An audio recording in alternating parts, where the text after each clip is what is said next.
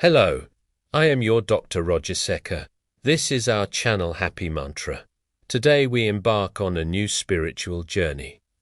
The journey on the Bible. Many of you might know Osho, a modern-day mystic, whose teachings continue to inspire millions. His books are not just words on a page. They are powerful tools for self-discovery and transformation. Osho has spoken extensively on all the world's great spiritual traditions, from Zen and Taoism to Sufism and Christianity. One of his most profound works is a series of talks on the teachings of Jesus.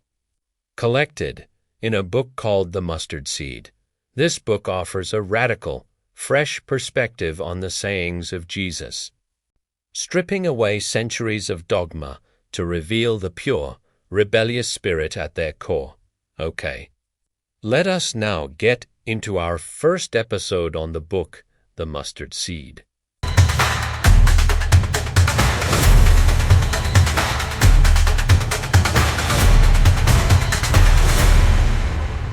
Welcome, friends, to our first episode in this beautiful exploration. Have you ever felt that there's a deeper meaning to life, something just beneath the surface? Jesus speaks of the kingdom of God. Now, we often imagine this as a place up in the clouds, a destination we reach after we die. But fits all. What if it's a state of being, a quality of consciousness that's available to us right here, right now? It's like listening to music. You don't wait for the song to end to enjoy it. You enjoy each note as it plays. The kingdom of God is like that. It's not a destination, but the journey itself. It's the joy in a child's laughter, the peace in a quiet morning. It's an inner transformation, a shift in how we perceive everything. It's about dropping our anxieties about the future and our regrets about the past, and simply being present. This very moment, if we are totally aware and alive in it, is the kingdom. Now, let's talk about the mind.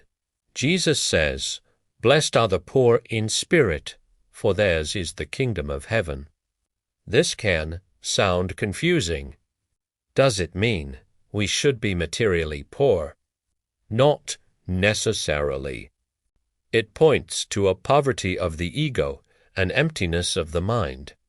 Think of your mind like a cup. If it's already full of your own ideas, opinions, and prejudices, how can it receive anything new? How can it receive the divine?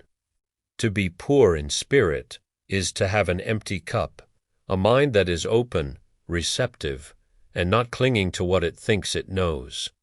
It's the beginner's mind. A great scientist, for example, doesn't assume they have all the answers. They approach nature with curiosity and wonder. In the same way, to connect with a higher reality, we need to let go of our mental baggage and become humble learners in the school of life. It's in that beautiful emptiness that we find true richness and connection. Now, let's move into our idea about faith, where we explore one of the most powerful and misunderstood concepts, faith. Jesus often said, "Your faith has healed you." What is this faith? It's not just a blind belief in something you can't see. True faith is a deep, unwavering trust. It's not intellectual. It's a feeling that comes from the heart, from your very core. Imagine a tightrope walker high above the ground.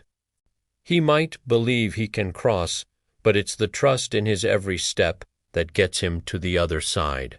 That's faith. It's a total letting go. It's like when you're learning to swim.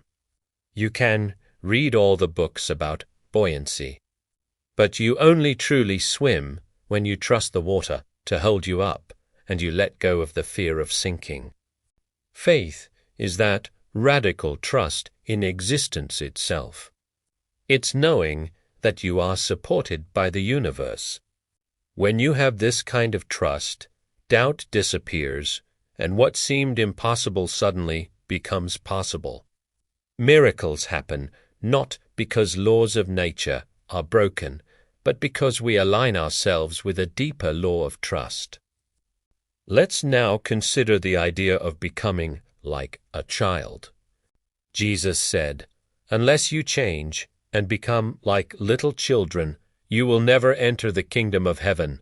Why a child? A child lives completely in the present moment. They don't worry about yesterday's scraped knee or tomorrow's dentist appointment. When te plait tole. When te crie, they can be laughing just as totally. They are authentic and innocent. As we grow up, we accumulate layers of conditioning, worries, and ambitions. We become calculating and serious. To become like a child means to shed these layers and rediscover that innocence, that ability to live in the now with wonder and joy. It doesn't mean being childish or immature. It means being fresh, spontaneous, and open to life as it unfolds, moment by moment. It's about finding that playful spirit within us again. In our next saying of Jesus for today, we arrive at the central parable of the mustard seed. Jesus says the kingdom of heaven is like a mustard seed, which is the smallest of seeds. But when it grows, it becomes the largest of garden plants.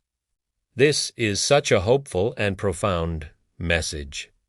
It tells us that the greatest potential lies within the smallest beginnings. That divine spark within you, that quiet inner voice. That longing for something more, it may seem tiny and insignificant right now, like a single mustard seed. You might feel that your spiritual progress is slow or non-existent, but don't be discouraged. All it needs is the right soiler, receptive heart, trust, and courage. If you nurture that tiny seed within you, it has the potential to grow into a magnificent tree. A tree so large that it can give shelter to the whole world. Your inner transformation can become a source of peace and comfort for others. The journey begins with that one small step, with nurturing that tiny seed of awareness within you. Thank you for joining me on this profound journey today. We've only just begun to scratch the surface of these timeless teachings. The path of understanding is a continuous one, and I am so grateful to walk it with you. Join me next time as we continue our exploration into the heart of Jesus' wisdom. Until then, take care, be present, and remember the incredible potential that lies within you, just like a mustard seed. Don't forget to like, share, and subscribe so you won't miss our next episode. See you soon.